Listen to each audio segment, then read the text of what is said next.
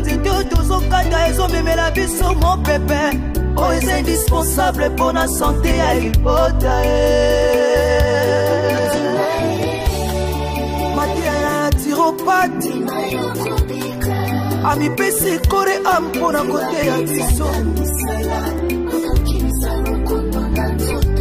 Papa mama ndimae Kama mote mate ndima Yoka mate ya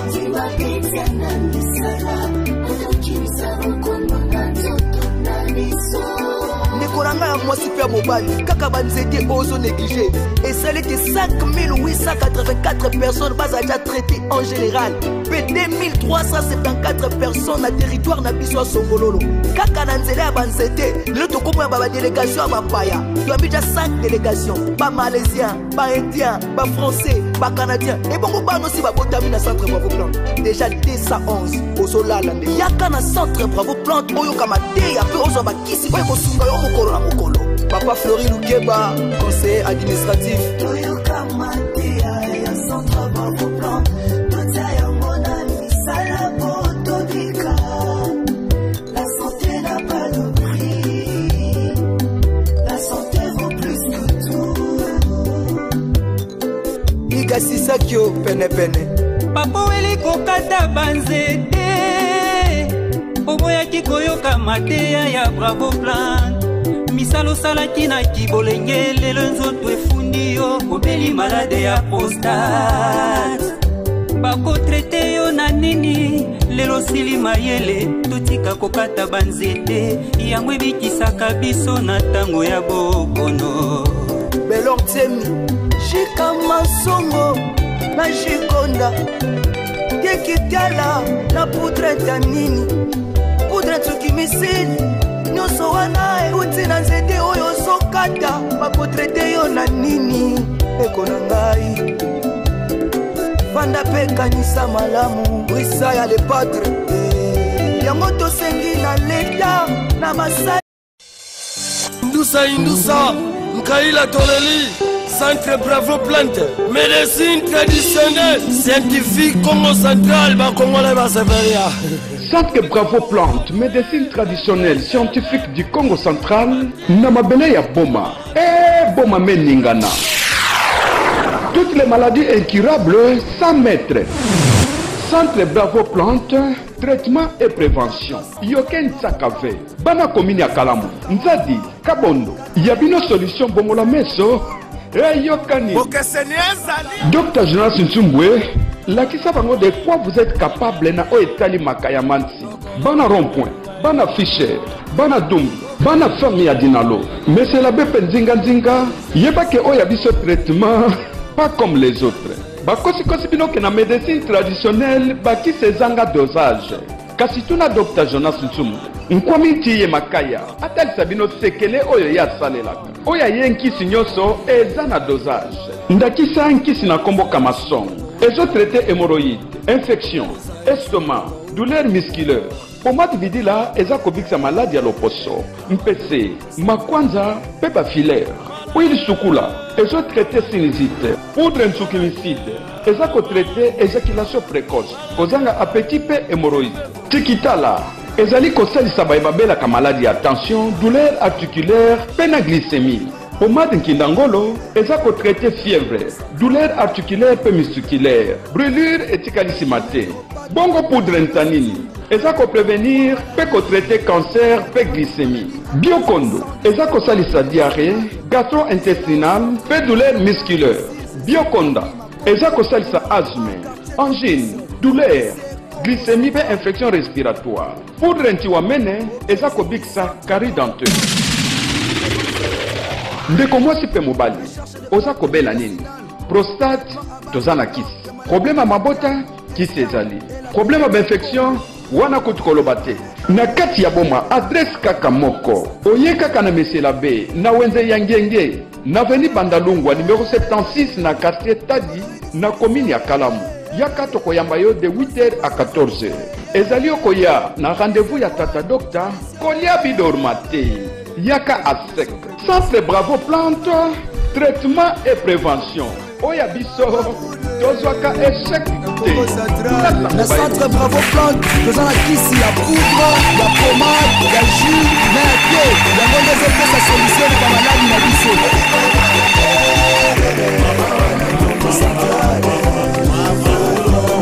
Ya papi Konda, ingénieur. Centre Bravo Plante azali koyebisa na ba malade pe ba visiteur que naturopathe Dr Jonas Ntsumbu azali déjà awa na boma esengami na ba malade oyo traitement eza en cours kisi na bino eye pe ba nyonso baza na malade baleka pona kozwa libiki de 8h à 12h. Notez bien, soki olingi kokutana na naturopathe kolia eloko te pe komela maite. Centre Bravo Plante pona lobi konabino ezwami bongo na avenue Bandalungwa numéro 75 pene ya marché ngenge na Monsieur Labbé. Boyei malamu na Centre Bravo Plante na bino nyonso liyebisi liye ezwi signature ya cabinet ya naturopathe. Centre Bravo Plante azali koyebisa na ba malade pe ba visiteur que naturopathe Dr Jonas Ntsumbu azali déjà awa na boma esengami na ba malade oyo traitement eza en cours kisi na bino eye pe ba nyonso baza na malade baleka pona kozwa libiki de 8h à 12h. Notez bien, soki olingi kokutana na naturopathe kolia eloko te pe komela maite. Centre Bravo Plante pona lobi konabino ezwami bongo na avenue Bandalungwa numéro 75 pene ya marché ngenge na Monsieur Labbé. Boyei malamu na Centre Bravo Plante na bino nyonso liyebisi liye ezwi signature ya cabinet ya naturopathe. Très bien. Bonsoir, Tramba Maman, pour malamu, je sais que vous avez vraiment malamu na bandako na bino, je sais que ngonga oto sur la masolo, la santé, la connaissance, de partage kaba makambo belé. Na ba obayebi comment to c'est la makambo déjà que déjà ba ko sala na Chine, je voulais un message pour rappeler, c'est très bien attachement wana. Parce que ceux qui sont allés en bonne santé, donc il n'y a pas si mini, donc il y a la difficulté pour tout ça sortir. Donc Pemba Azali na caméra, puis réalisation, puis régie finale, il y a des Justin Ndungi, Azali na réalisation, et puis la régie finale. Et puis de gloire et à la paix azali kuna pona ko salam ningi fo et salemela à la présentation botobo ko swana les naturopathes Tsumbu Kisidi mwana mpungu tulendo mwana Congo yewana boko swana comme d'habitude nous allons continuer que mutuna mutu a bénéficié ma nous allons ça donc yonde ko omunyanga kalelo c'est les naturopathes. C'est les naturopathes oyo batu bazali ko salela ba réunion ya lolenge na lolenge ba makambo lele bazali ko pesa batu diarrhée. Bon fait quoi c'est normal hein. Donc vraiment les naturopathes yende mobandisi ya Centre Bravo Plante yende savant yende concepteur yende inventeur yende génie, c'est la fierté du Congo central, c'est la fierté de la RDC, c'est la fierté des Africains. Voilà. Le lenge ya mutu zali komona yinda kosala bakisi yende mutu aza a tête ya Centre Bravo Plante isika o bazali ko pesa bakisi par des moyens naturels isika bazali ko fabriquer bazali ko yamba batu donc yeyo oyo centre extension de bombes ezali sur avenue Bandalungwa numéro 76 na Katetadi wani Centre Bravo Plante ezali tokosala musala wana tokoyamba ba malade tokosala tokosala mesure de possible ya qui Centre Bravo Plante. Donc vous allez otala mutu munene devant télévision vous allez awa na boma certainement na umeli penzande ko umela par rapport à ndenge tozala ka d'habitude donc vraiment ndeko umela wawa ya grave mais ezali pona raison musala ni lebisa kibino toujours continuer mais ko ezali ko yape bala mususu to ke ngovana na kisasa.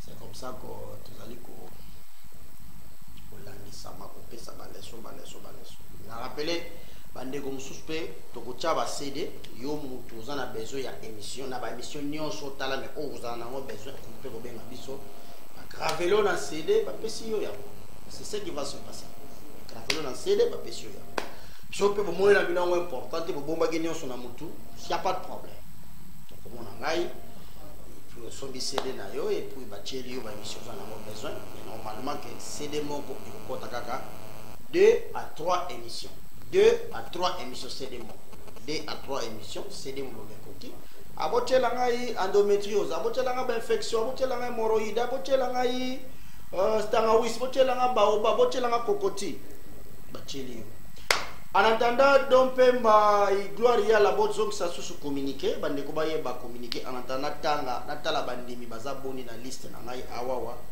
pour que na pesa bango mbote puis to banda leçon ya pokwa lelo.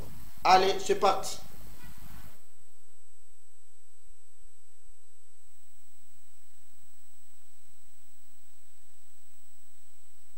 Traitement eza en cours kisina bino eye pe baye nyonso baza na malade baleka pona kozwa libiki de 8h à 12h. Notez bien, soki olingi kokutana na naturopathe kolia eloko te pe komela maite. Centre Bravo Plante pour na lobi konabino ezwami bongo na avenue Bandalungwa numéro 75 pene ya marché ngenge na Monsieur Labbé. Boye malamu na Centre Bravo Plante na bino nyonso liye bisi liye ezwi signature ya cabinet ya naturopathe.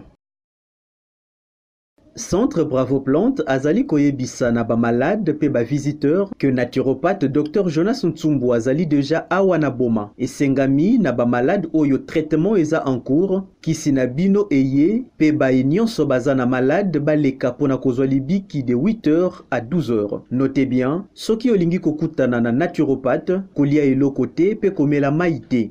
Centre Bravo Plante pour na lobi konabino ezwami bongo na avenue Bandalungwa numéro 75 pene ya marché ngenge na Monsieur Labbé.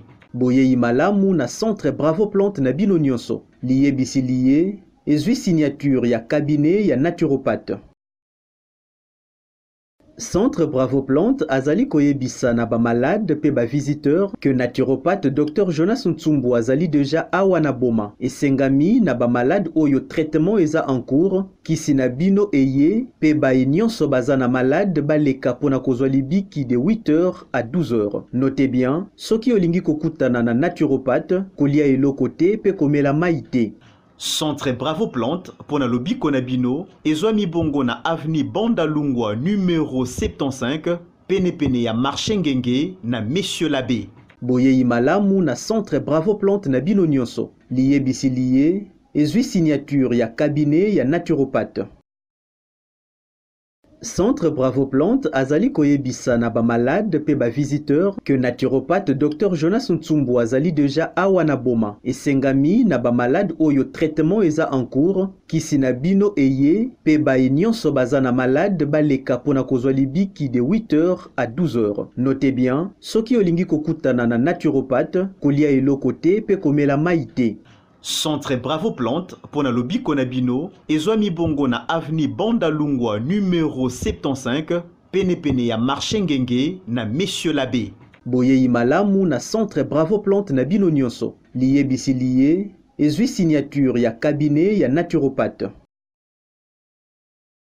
Centre Bravo Plante azali koyebisa na ba malade pe ba visiteur que naturopathe Dr Jonas Ntsumbu azali déjà awa na boma esengami na ba malade oyo traitement eza en cours kisina bino eye pe ba nyonso baza na malade baleka pona kozwa libiki de 8h à 12h. Notez bien, soki olingi kokutana na naturopathe kolia eloko te pe komela maite. Centre Bravo Plante pour na lobi konabino ezwami bongo na avenue Bandalungwa.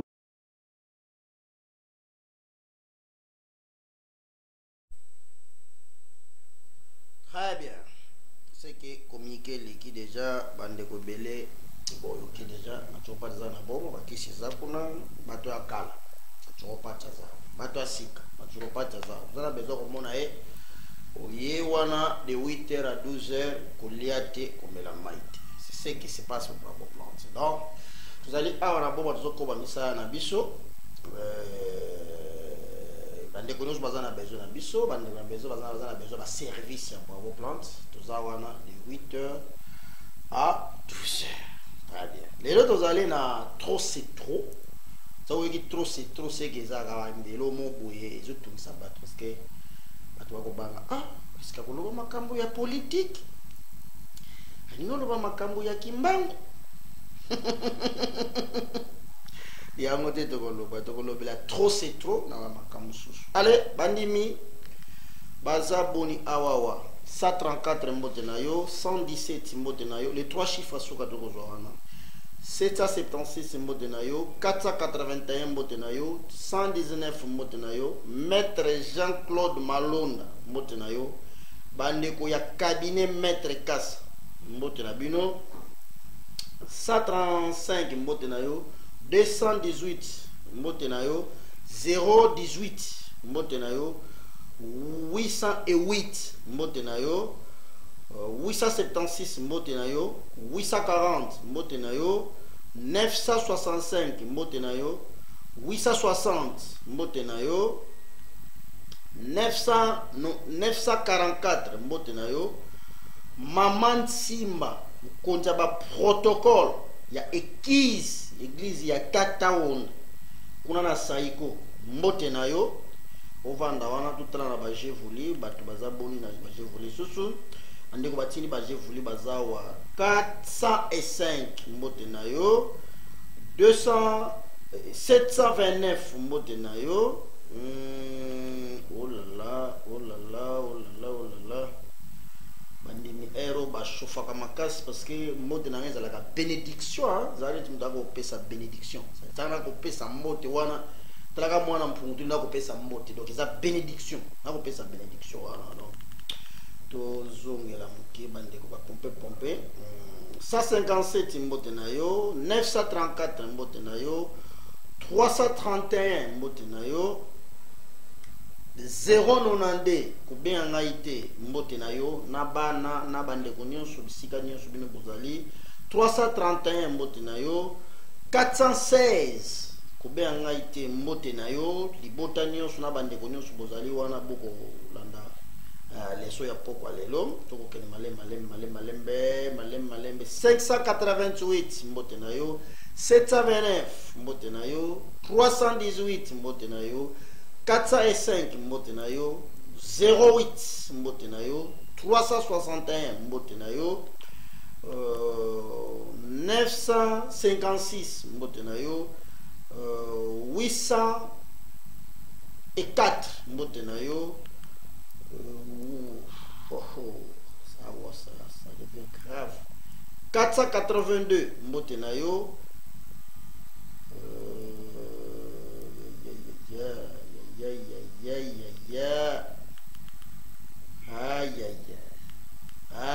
bon de toute façon continuer pour vous siliquer les sous-souvenir. Bonsoir Doc. Qui m'a écrit comme ça? Bonsoir Doc. Bon, numéro là sous 243. Bonsoir mon frère. 004 Mbotenayo. 159 Mbotenayo. 333 Mbotenayo. 308 Mbotenayo. 374 Mbotenayo. 398 Mbotenayo. 011 Mbotenayo. 951 Mbotenayo.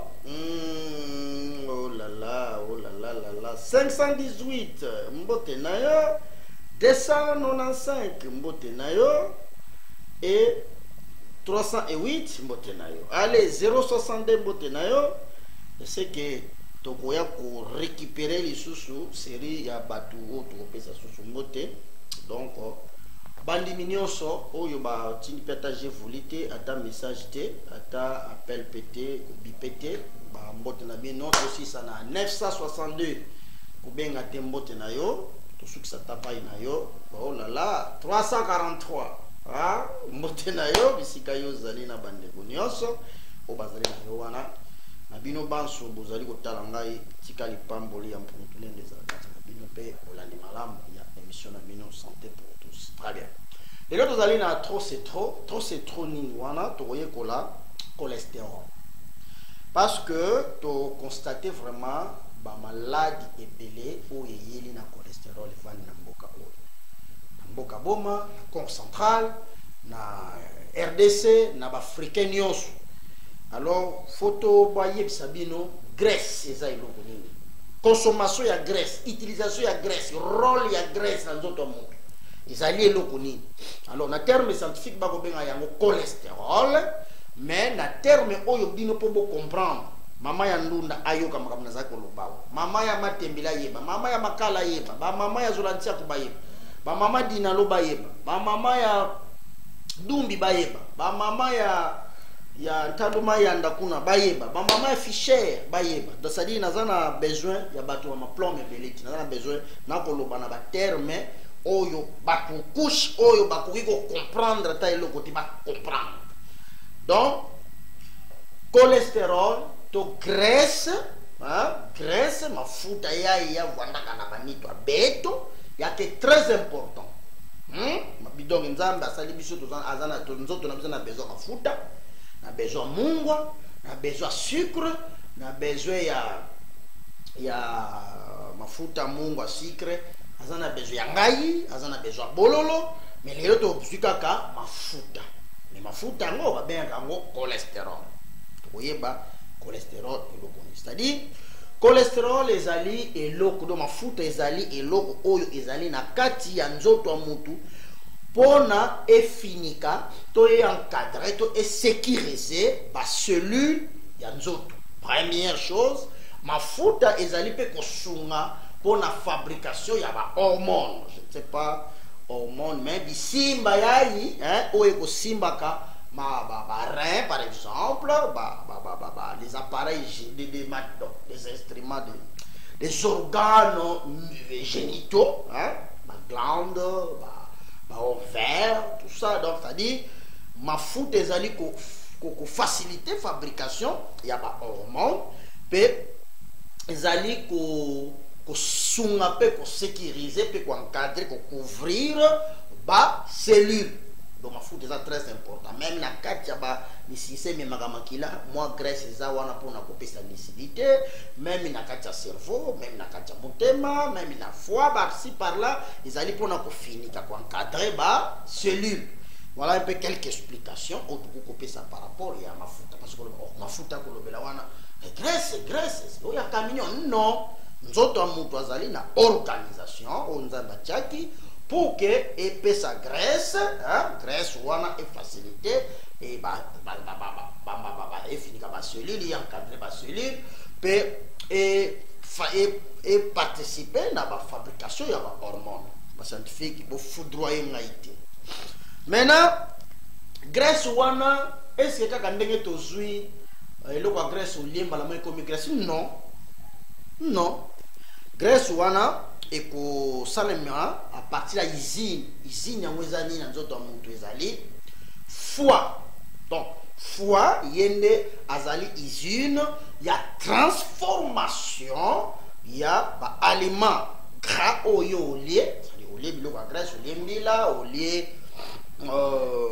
soja olé sésame ensemble ba graisse wana ndenge ebimi yango foie akolamba yango a transformer yango na cholestérol. Déjà te que cause la brite ndenge lele yango mais faut les kana usine yango ne ba bengi foie. Donc kaka ye foie yende pe mutu akotalaka ba makambo ya ba sucre kola mamela kuna ba biloko nyonso tout ça yola mo l'estomac ça la ka musala ya konika so ka nika silisi ba déchets nyonso boaki yango na gros intestin bimi ba minéraux o eza important a tindiki yango na foie et foie a sali musala na ye ya yezini na ye après a sali dispatching na ba partie du corps chaque loco et que bisika oyo fait que yango mona soki foie et baby et ça nous tombe bien pour bouger parce que c'est l'usine minéraux de l'organisme. C'est que toujours qu'il y en a bien kasi cholestérol en ezami balé. Donc il monde ezaga na force de D. Ya mabe na ya mala. Ça dit ce qui au côté si ba aliment biloko kolia oyo approprié oyo faut binisa graisse normale nde yo au produit cholestérol ya malamu o ba bengi HDL. Soki oli par exemple soja, tangawisi, dongo mambila, oli biloko wana oza na graisse normale, yo fois a produire graisse pe ya normal. Soki yo pe okotisi graisse biloko ya mabe, c'est-à-dire ba graisse saturée na loba ya awawa, c'est parmi ba biloko boko mona la grave. Soki pe yo okotisi ba aliment gras saturé ya mabe, biloko eza na graisse ya mabe, il faut qu'on s'attendre fois pe à produire graisse ya mabe. Est-ce que vous comprenez? Ce que tu dis graisse biloko ya graisse ya bien, fois à produire graisse ya bien. Ce qui otindi graisse ya mabe, fois à produire graisse ya mabe au ba bengi LDL. Ce qui est en hôpital et qui ba lobby hyper cholestérémie, ba LDL c'est que ba monio na cholestérol ya mabe. Ce qui est en hôpital ba sali ba mettre HDL c'est cholestérol na yo ezali ya malamu. Mais cholestérol mafuta na nzoto ekolambama selon oyo yozo kopesa na nzoto. Soko pesi ya mabe a produire ya mabe. Soko opesi ya malamu a produire ya malamu. Donc cholestérol LDL yangonde ezali ya mabe ezali ko déstabiliser organisme, ezali ko bloquer ba misiseme makamakila, ezali ko étouffer motema et fonctionner, ezali ko tumbare, ezali ko bloquer makamabota ba mama, ezali ko empêcher ba féconder et ça la transfert de l'ovaire jusqu'au tronc, ezali ko bloquer ba sperme et mata. Donc c'est-à-dire ils ont bloqué musala na e tata blocage, bloqué. Wana cholestérol ya mabe do yo moko za responsable ya ko kotsa cholestérol ya mabe oyo ko sala ke foie abimisa cholestérol ya mabe oyo ko za na conséquence ko bloqué. Mais soki boyoki cholestérol LDL HDL HDL wana ya malamu ezali ko participer na ko protéger motema na ko assurer la sécurité ya ba vaisseau sanguin na ko sala transport ya babiloko o fait que na foi donc ezoko pesa foi vraiment bo sala malamu wana nde izosi anga ndenge yo kotiseli. Très bien. Maintenant na biloko otozali kolia soki par exemple au lieu po biso tolia na kilo te biso tolia na vrac ndengwana biloko eza dosé te, c'est-à-dire par rapport pe ya pasi ya africain ba salina no effort te ba éradiquer passe, c'est-à-dire jusqu'aujourd'hui likambo ya kolia ezana na réflexion, c'est-à-dire mutu soka la mukina tongo akola mukana programme te, c'est-à-dire c'est pas tant mutu mwindu yango ko mona ba papa dangenda na ba tata wonda bazali ko bazoko regretter pas sa batu mwindu. C'est-à-dire quoi? C'est-à-dire kilo mokolo lelo tozo na Congo 60 ans après ya indépendance mutu kilo mokolo lelo ana nazwi indépendance ya kolia te, c'est-à-dire mutu azali ko réfléchir makamba kolia chaque jour na to komi na niveau wana te, sikoyo awa il fallait tant dozolia toza na balance yango moni mundela tia balance po ayeba na koti si graisse à combien, na koti si sucre à combien, na koti biloko nazo tia sucre za combien à balancer tout mais biso sikoyo tolia ka ndenge wana te. On a zokoloba awa wana zokoloba yango na population na peuple oyo nano komi na niveau ya ko contrôler biloko o bango ba ko lia te. Mais les abe parmi ba méthode to kola sabino comment so ko li kolia oyeba na côté mingi parce que na to komi na niveau wana te atana l'action etinga yinsu un pauvre comme nsu ala mungi na tongo c'est na tongo azali ko lukelo kwa kolia si oyebisaka yo cholestérol les a combien fallait combien de kilos bon na no kunto jeta elo kwa kolia yango te bon c'est bon. C'est-à-dire ce qui au lieu ba aliment na yo par exemple au lieu ba boîte par exemple boîte au lieu par exemple carotte au lieu par exemple biloko na yo et sali par exemple 30% ya cholestérol au côté ici tangu ekokende na foie na usine ye fois nzamba pese mécanisme a multiplier yango fois 2 donc bala moko ekomi 60%. Est-ce que vous comprenez? Bon, on a bien place pour place c'est la clé à l'émission de biso. C'est-à-dire sur le côté du cholestérol, au lieu wangila, au lieu soja, au lieu baoba, au lieu tangawizi, au lieu ngaïngaï, au lieu tout ça. Pourcentage à cholestérol nyos oyo au côté ça, tant au kende na fois olamba yango est comme fois 2. Sikoyo conséquence ezali nini?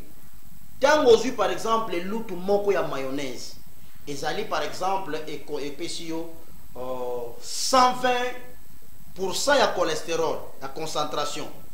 Alors tant qu'il y a une fois à multiplier fois 2 comme il a 240 grammes ya concentration ya graisse écoute. Au moment on a place vous allez côté les mela babiloko o ezana ba graisse saturée parce que fois à redoubler yango.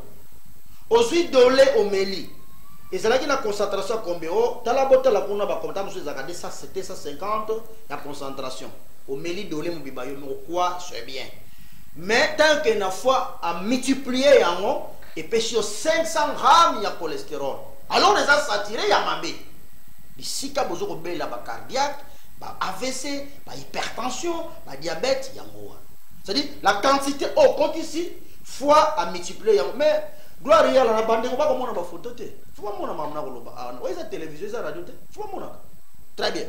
Donc, et comme il faut aider. Et comme il faut aider. Donc, gravité, il n'y a pas un ambition bandi à partir de là. Aujourd'hui, spaghetti, au lait, au sommet spaghetti au lait. Concentration à graisse, c'est en 4, c'est en combien? Alors, tant au lait, on faut à multiplier. Donc, on voit sachet spaghetti au lait.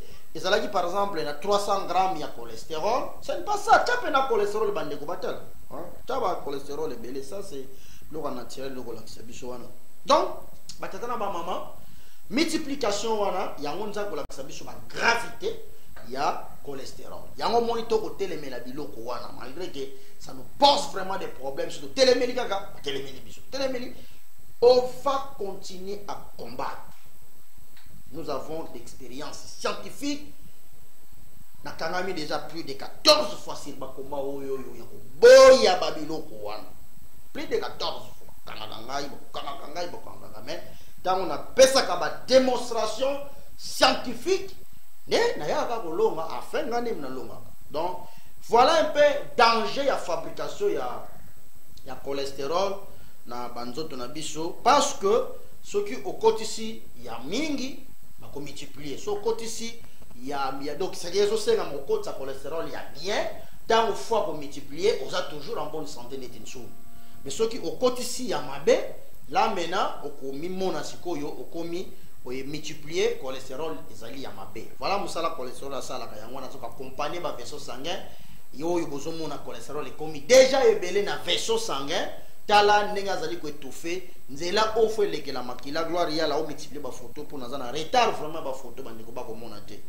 Allez gloire ya la pesa biso ma publicité muke pour que na tala tam so ba question za a pour na récupérer deuxième phase ya ya émission na biso.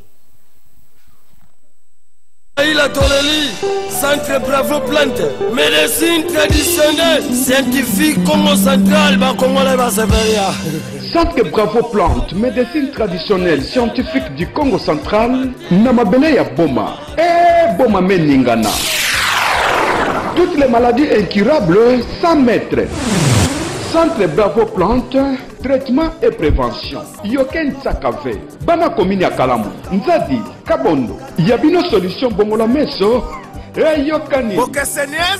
Docteur Jonas Nsumbwe, la Kisabango de quoi vous êtes capable na Oetali Makayamansi, Bana Rond-Point, Bana Fischer, Bana Dumbi, Bana Famille Adinalo, mais c'est la Bepe Nzinga, Yeba ke Oyabiso traitement, pas comme les autres. Bakosi bino ke na médecine traditionnelle baki sezanga dosage. Kasi tuna Dr Jonas Ntsumbu. Nkwami tiye makaya. Atali sabino sekele oyo ya salelaka. Oya yenkisi nyoso eza na dosage. Ndakisa nkisi na kombo kamasong. Ezo traité hémorroïde, infection, estomac, douleur musculaire. Pomade vidila eza kobikisa maladi ya loposo, mpese, makwanza, pe bafilaire.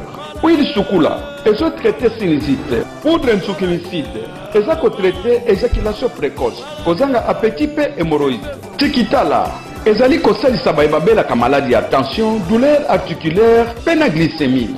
Pomade nkindangolo eza kotraité fièvre, douleur articulaire pe musculaire, brûlure etikalisima te.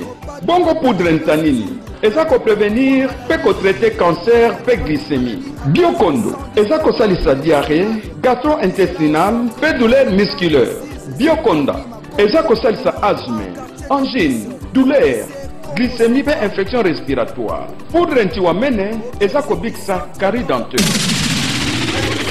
C'est que pour comprendre pourquoi tu allais pour téléma, parce que tu yebi kibiloko oyo ezali na ba conséquences graves. Alors ba enseignement oyo, ba information oyo, il faut que la naturopathe apesa yo yango.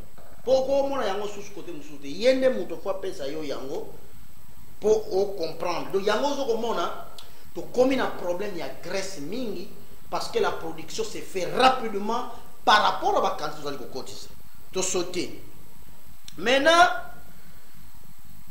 ba tatana ba mama wapi cholestérol ya mabe oyo eza ekoko ezoko tungisa biso bozo mona yango wana graisse ndenge e fini nzela ofema makila na mutema mena graisse yozo lia biloko graisse mingi bozo mona ba bulu wana makila yango wana ale graisse botami na kata ba vaisseau sanguin mena mutema ibandi ko pela parce que makila zo ya na difficulté tionyo so fait même makila et blocame na graisse yo mutoliaka bazoko mona nitima nazo lo bazana graisse au mona peut salir réunion pas pour ko funda ntsou telle la conséquence ko funda ntsou porter plainte tout telle la conséquence soki yo ko zala bien mais ndeko na yo mama leki na yo koko na yo mwasi na yo papa na yo mwana na yo akoki ko se retrouver na difficulté oyo vaisseau sanguin et remplir na graisse et puis makile bandi ko leka na difficulté na mutema yango tozali ko telemela makambo to telemaka pamba te biloba loba te ça juste pour nous mesurer gravissime il y a situation tozanango actuellement par ignorance bato bayebi gravité ya babiloko bazali ko liaki c'est pour ça qu'on se donne la peine ya ko pesa bino information yango mon lelo tozali trop c'est tout très bien. Maintenant batatana ba mama na production zali ko salema ya cholestérol par rapport ya ba acide gras. Le acide gras oyo ezali saturé et ko pesa biso cholestérol ya mabe o ba bengi LDL o eza saturé.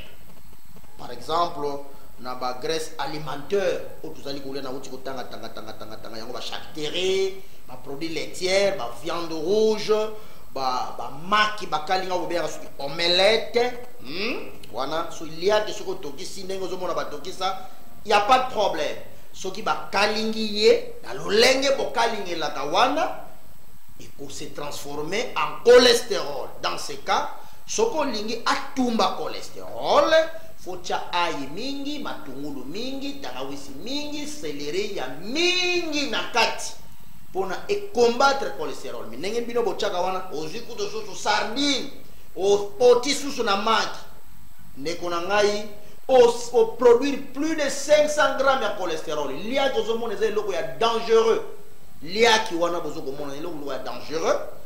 Donc source ya cholestérol ya mabe ezali ba graisse o ezali saturé ezali ébélé ezali ba produit laitier to le bana charcuterie tout consort. Maintenant source ya cholestérol ya malamu gloire ya la tana biloko na pesi wana oyo ya cholestérol place ba pilipili ezali ba tomate bande ko batala source ba tomate la ba photo wana otela bango ba mona bungisa ngai bango ba mona.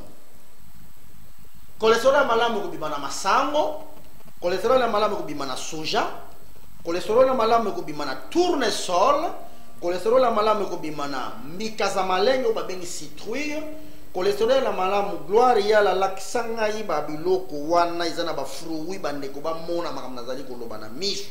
Ba photo ezana ba fruit, ba nunda, ba mona yango, ba noter très bien.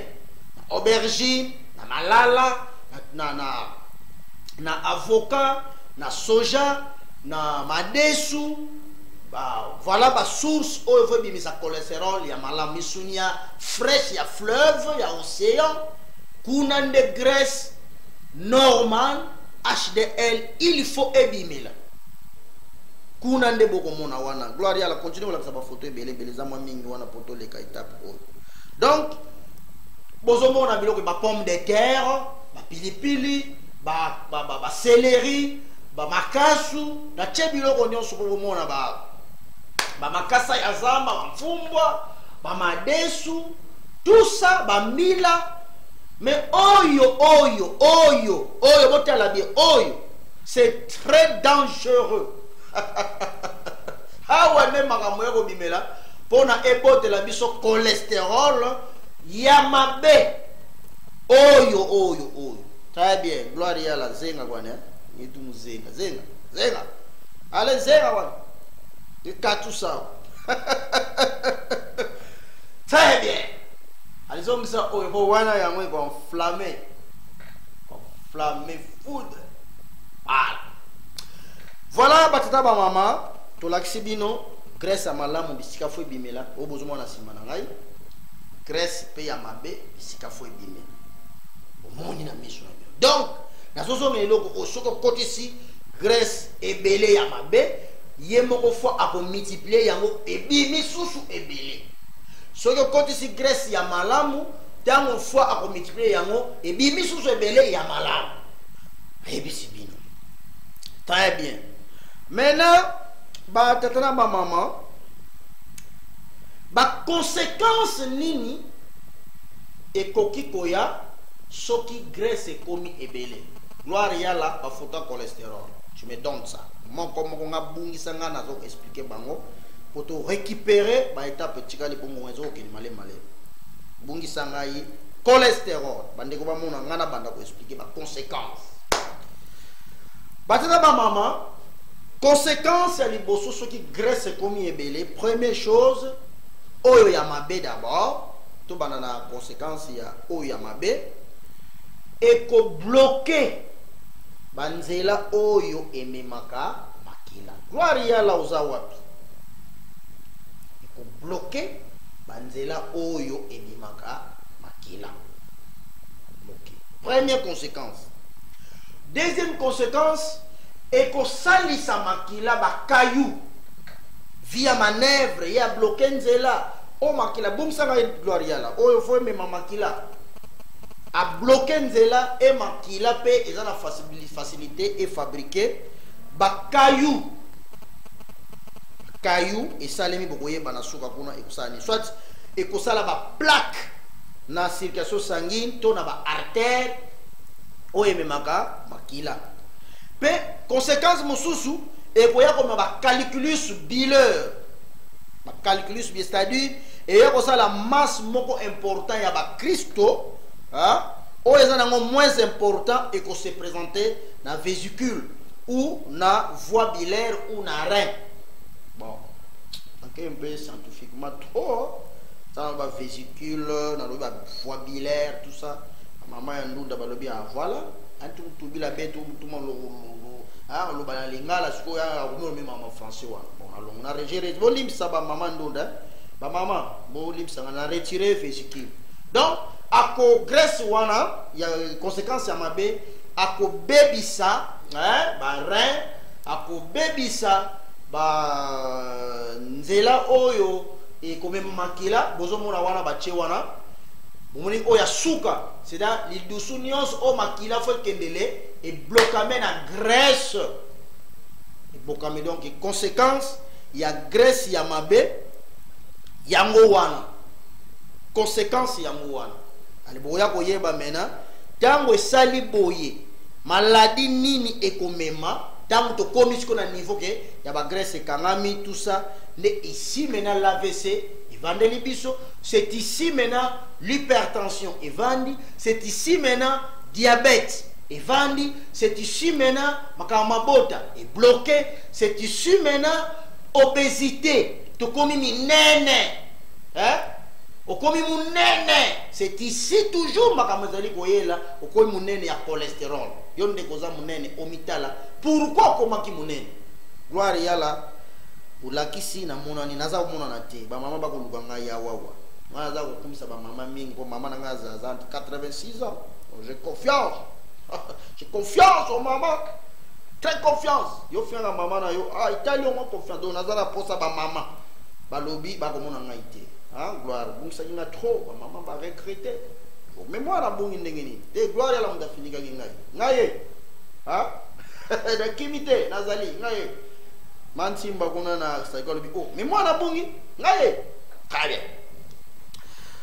Voilà batata ba mama tozali ko sola bino makambo ya Grèce tozali ko talisa bino gravité oyo Grèce ezali ko me nasoki na bino malembe tina kene ko shite na ngai akei na ngai.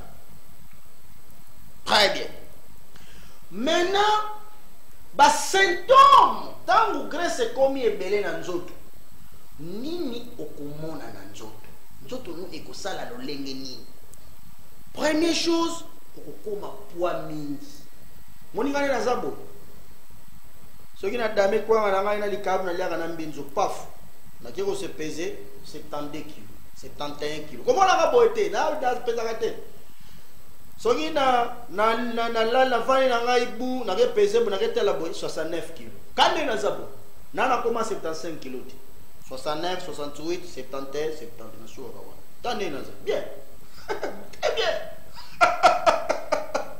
Donc munene pena misuni penza dongai na Grèce ezati to sapena musuni na musu allez let yoti lialia tala baya lialia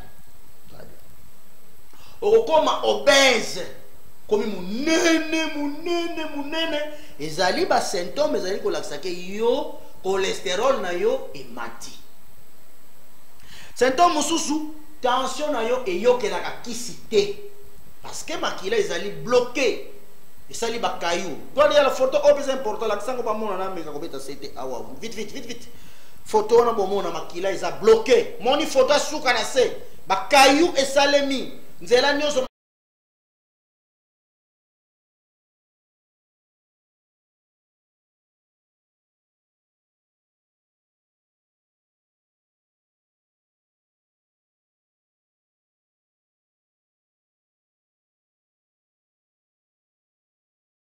mati okoyoka ba douleur na makolo na tolo pema posa kosanza palpitation mutema mutuko beta ba fièvre étouffement trouble na misu nzoto malili nzoto sili makasi soit pe maboko to loboko na lokolo eboyi kotombama eboyi kosala elonge koiko kabwana kote moko sala te wana soki omoni bilembo wana na uti koloba awa kobeta mutu gauche à droite te koluka na yo milimo elobela yo te Grèce nde emati yo mingi na nzoto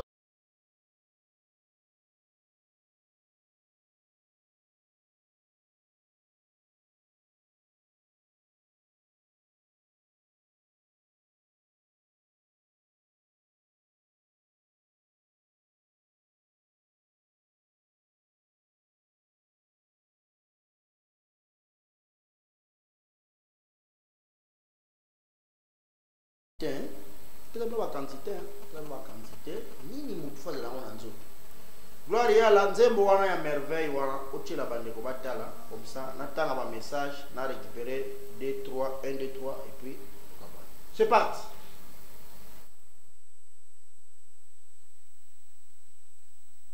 Cabinet du naturopathe Dr Jonas Otsumbu par le biais du centre Bravo Plante aeli susu pona ko sensibiliser population qui besoise vers Congo central mobimba pona ko améliorer santé na biso totika ko kata banzete et to utiliser ba épices naturelles na kati bilei na biso pona ko renforcer ozali santé na biso.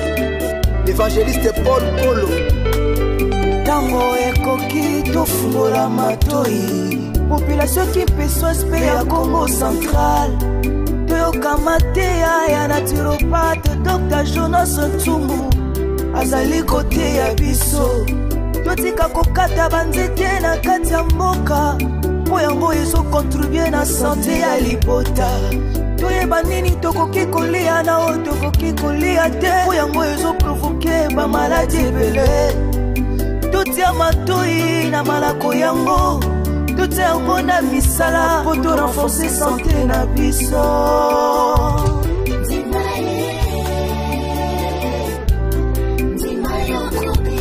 Ingénieur Landry, Sidou Maria.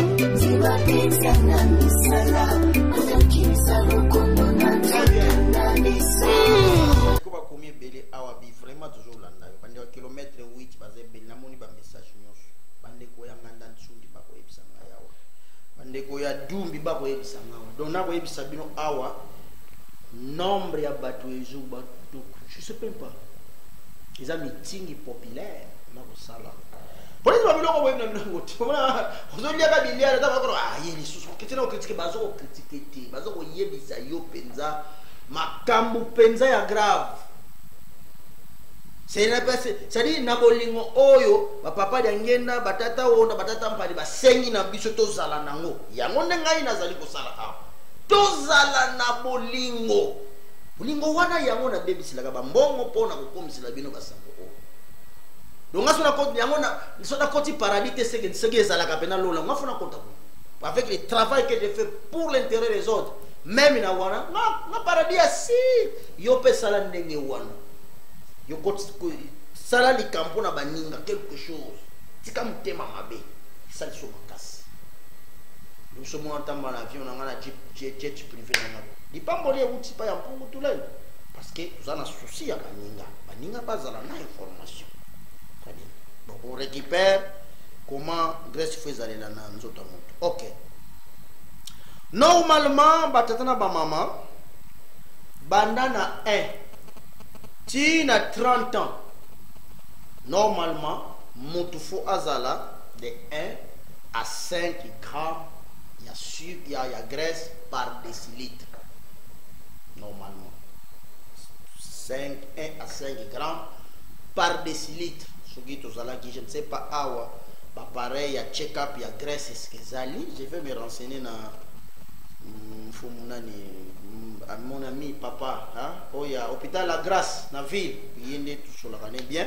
Je vais me renseigner, est-ce que l'hôpital, dans l'hôpital, la centrale, ou ça, radiologue, les radiologues à centrale, dans tout le lobby, est-ce que check-up, il y a cholestérol, les ali, naturellement, il y a l'information. Les radiologues, hein? Papa radiologue, très bien. Ça dit, de 1 à 5 grammes, pour de 1 à 30 ans.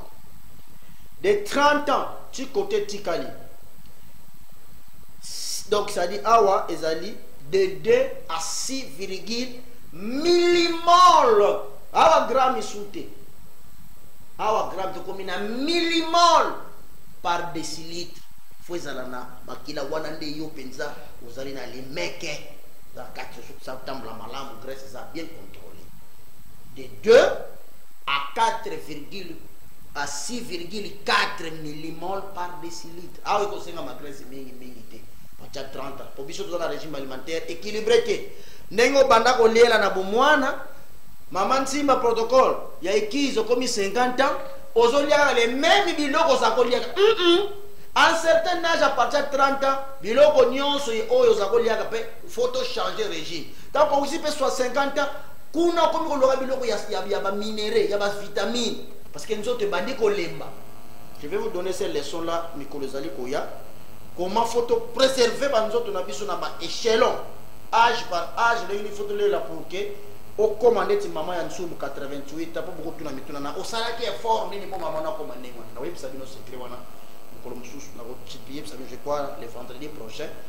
Na ko télé ma place wana. Maman na biso liaka nini pour commandé. Bino be bo copier ndenge wana to mona biboba ya beba ya bonu na teke suki ndenge nini na komona bino. Très bien. Voilà comment Grenzo to mutu azalina besoin ya graisse, ça besoin ya graisse, bisa pe bien échelonné, bien gradué, ça teke kodi kituri. Absuba ya ba plan kaso na chike komona 16 grammes ya graisse, 16 grammes parce que na machine na biso check up to zana ngo wana. Là tout est là ça biso ka graisse le kiminge papa. Si y a moyen que tu m'as tout mis. Ce qui est donc, c'est ça. Très bien. Maladie nini, oyo, graisse amemaka, na uta kwa semina rappelé bino, l'AVC, base na ngozali graisse, diabète, base na ngozali cholestérol, tension, base na ngozali cholestérol, trouble nerveuse, base na ngozali cholestérol, maladie à rein, maladie à foie, pe maladie cardiopathique, ya mutema to bare cardiaque tout le monde qui le dit papa na biso pe a son âme mutaki tenge yesu pa muteme katani et c'est ça la graisse que to évite. Donc, graisse et courir pour emporter yo dans le moment où on lingi, paf, ameni. Très bien. Dans l'accident de bisika ni bokozula yango, c'est que partie o etikali na kopesa bino mena mukolozali koya, c'est que le vendredi to pesa mena ba radiation, comment vous consommer yango graduellement, journalièrement, trimestriellement, semestriellement, na pesa bino semaine où il y a certainement tableau les sous-soins. Oh yo, ah, oh tableau. Ça c'est tableau. Tableau. C'est que tableau sous. Tous on va sur le tableau. Tableau. Très bien. Voilà, bata ba maman. Bon, tu ko landa makambu ya graisse. Graisse ezali loko ngo dangereux. Et je ko bon biso. Donc mais qui ko ramasser ba information par rapport à graisse. Il y a les aliments ultra transformés. Ils ont la graisse mingi, il faut te lier d'une manière modérée. L'obité que Tsumba l'obité il y a boité parce qu'il y a des plaintes qui pèsent contre Tsumba dans Magambola, mais je continue. Ça initié, je continue. Donc graisse faut lier ça d'une manière modérée. Il y a des pour yo qui va conseiller na outiko pesa, vous êtes très prudent. Très prudent. Biloko oyo bakoko batika bo sala effort et jour. Bo sala effort et jour. Version le vendredi dans le tableau pour expliquer bien comment graisse fonctionne là. Tambo la ndenge nini, cancer nini fubotia, tout ça dans le tableau on vous allez koya. Est-ce que bana classe bazana question bazali pour que na pesa bino bénédiction ngai na kenena ngai. Bana classe on va comprendre les sauter. Au bengi, donc on n'a pas n'abisso l'accès moussapi. Allez oui, le bourgmestre c'est Hervé Komina Nzadi. Olobinini. Ah docteur a posé question. Ah oui, moi la classe nangai président Odo leader. Olobinini. Ah allez, c'est le com. Moi la classe nangai. Olobinini. Pasteur Martin.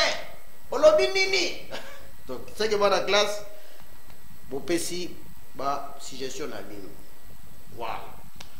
Voilà, batana ma maman bo comprendre les sons nazali ana boma makamba santé zali kutungisa yo isingi omona nsumbu comment la santé plante na sur pas zali wana de 8h à 11h. Maladi nyonso tungisa yo to lobita yo to kosala mais nyonso komana nu to checker na. Tant to ko checker, tant to ko yeba makambo yo zali ko bela.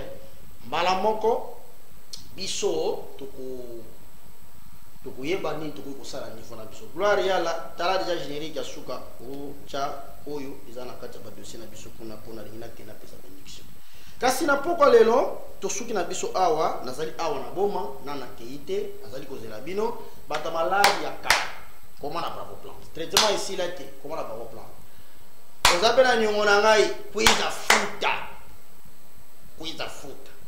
ozamuta sika puiza kuliate mais la maïté, il y a qu'un de 8h à 12h, Nazaliwa. Ekolo, Nazawa. Réflexion, toko tikalanango. Évidemment, Nazoko flash à Gabinoge. Batuba, animé de mauvaise foi. Fondé tout. Conseiller makam. Mais les kambu ya pasi, Moussali Nanzamba Zali na Katia makam. Na ba information biblique ba pesa kabiso balobi ko kosela moninga makambo te. Mutu animé de mauvaise foi.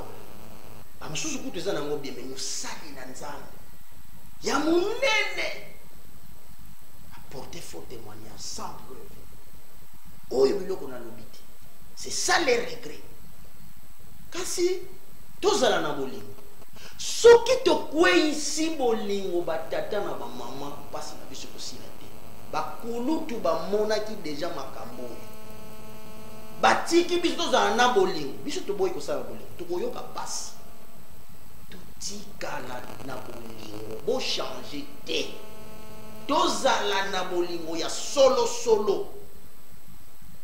tozala problème na mutu mona ye luka ye mosalela nzambe okomplote contre nsungu bambote na yo ikiri na yo nyonso wana mpe bambote na bino tokotikala kolobela bino mabe te lipamboli ya mpungutu lino ezala kati na bino nyonso botikali polala malamu boyoki matei naturopate azali awa tolingana tokoselaka bato makambo mabe te tokoyoka toli moko balingi bapesa biso awa tokosalela lolenge nini mpo na ngai gloire yala merci beaucoup vous avez la réalisation donc Pemba vous allez na régie finale et ngai moko na présentation naturopathe Dr Jonas Ntsumo mwana Mpungutulendo tika lipambo ya Mpungutulendo na kati na bino tika Mpungutulendo batela bino tika Mpungutulendo za nzambe na bino tika Mpungutulendo zonga alliance o asalaki na bakoko na biso parce que azali nzambe o bakoko na so basambelaki tika Mpungutulendo fongola biso ba cerveau poto banda komona to banda koyoka to banda kosala na kombo ya komba na kombo ya lit na kombo ya ba mibix nyonso bakufa kipona lit oyo na kombo ya makila nyonso etangaki mpona biso tozwa liberté pe indépendance nzela ya mobix kimbangu tika manso makokosama na kombo ya Mpungutulendo botikala malamu bye.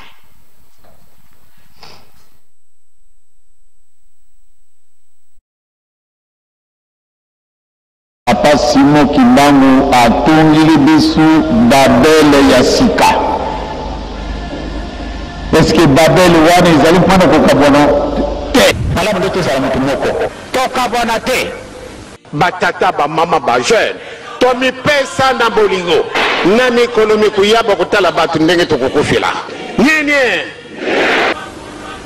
bana Papa Simon Kimbangu tokabwana te bana Papa Simon Kimbangu totambola batata bamama bajeune tomipesa na bolingo na mikolo mikuyaba kotala bato ndenge tokokufila nini bokabwana te bozala na bolingo oyo nzambe aza kusenga na biso bokabwana te tokabwana te soko bozala kutunga kasima wana ezali faute na ngai te bo reproche ngai te papa lubaki te bo reproche ngai te papa lubaki te tokabwana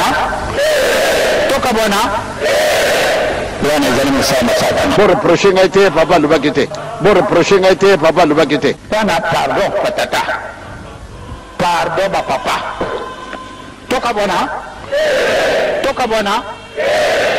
wana ezali mosala satana batata bamama bajeune tomipesa na bolingo na mikolo mikuyaba kotala bato ndenge tokokufila nini bokabwana te bozala na bolingo bozala bana na mibeko e bozala bana na misala bakondisio misato bapesi biso yango wana nde kokumisa biso bato minene soko tozangi esika wana tolinga te mpasi na biso kusila te tokotikala kaka bele na mpasi na biso boye batata bamama bajeune tomipesa na bolingo na mikolo mikuyaba kotala bato ndenge tokokufila nini pamba te tozali komiteka soko réussite ezali te yo moko okufi